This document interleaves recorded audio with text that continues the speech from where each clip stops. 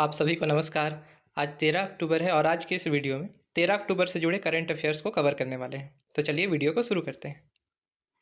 आज का पहला क्वेश्चन है, भारत और ऑस्ट्रेलिया के बीच आयोजित संयुक्त सैन्य अभ्यास ऑस्ट्रो हिंद 2025 का चौथा संस्करण कहाँ आयोजित हो रहा है? इसका आयोजन कब से कब तक हो रहा है? तो 13 अक्टूबर से लेकर के 26 अक्टूबर तक इसका आयोजन हो रहा है। और यह कहाँ हो रहा है?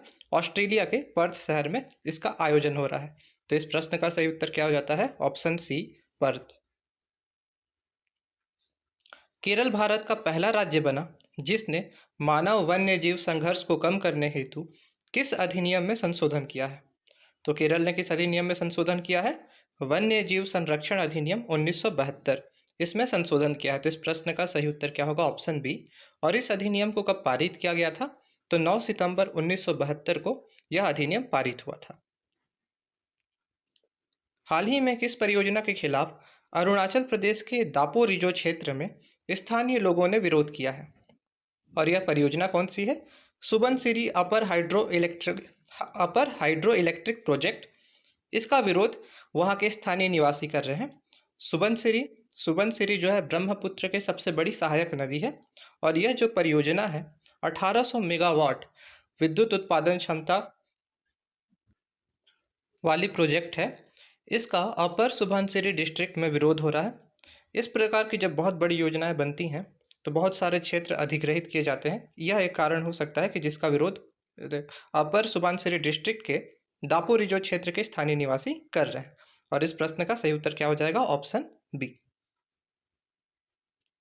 ई नाम प्लेटफॉर्म पर हाल ही में जोड़े गए 9 उत्पादों के बाद अब कुल कितने कृषि उत्पाद सूचीबद्ध हैं? इस प्लेटफॉर्म को लॉन्च कब किया गया था? तो इसे लॉन्च किया गया था 14 अप्रैल 2016 को। उद्देश्य क्या था? कृषि उपज के लिए एक डिजिटल मंडी तैयार किया जा सके। तो इसमें 9 नए उत्पादों को जोड़ने के बाद वर्तमान में कुल कितने कृषि उत्पाद सूचीबद्ध हो जाते हैं? 247। तो इस प्रश्न का सही उत्तर क्या हो जाता है?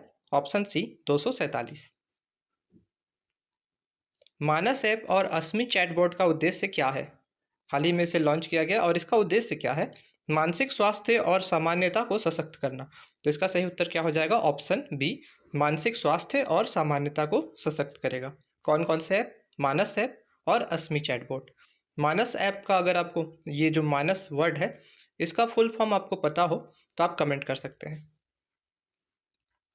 पीवी सिंधु को हाल ही में किस अंतर्राष्ट्रीय खेल निकाय की एथलीट आयोग के सदस्य के रूप में पुनः नियुक्त किया गया है?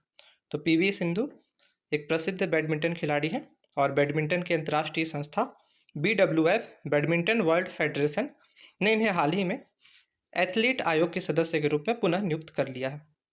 तो इसका सही उत्तर क्या हो जाता है? Option B. अब BWF की चर्चा हो रही है तो आपको बताना है कि बैडमिंटन वर्ल्ड फेडरेशन की स्थापना कब हुई थी।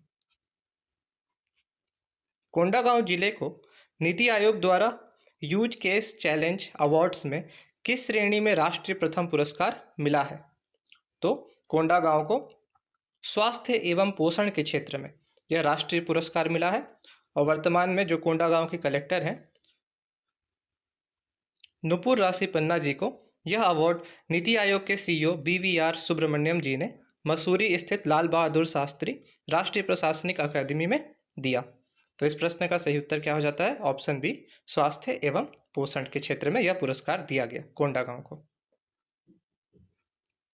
वीर शहीद सीताराम कंवर जी किस ऐतिहासिक आंदोलन से जुड़े थे?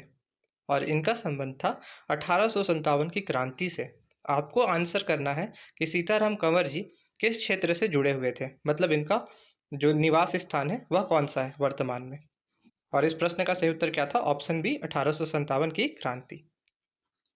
देश का सबसे बड़ा बैटरी एनर्जी स्टोरेज सिस्टम कहाँ स्थापित किया गया है? और इसकी स्थापना कहाँ की गई है? राजनांदगांव में। सही उत्तर क्या हो जाएगा? Option C, Rajnandgaon.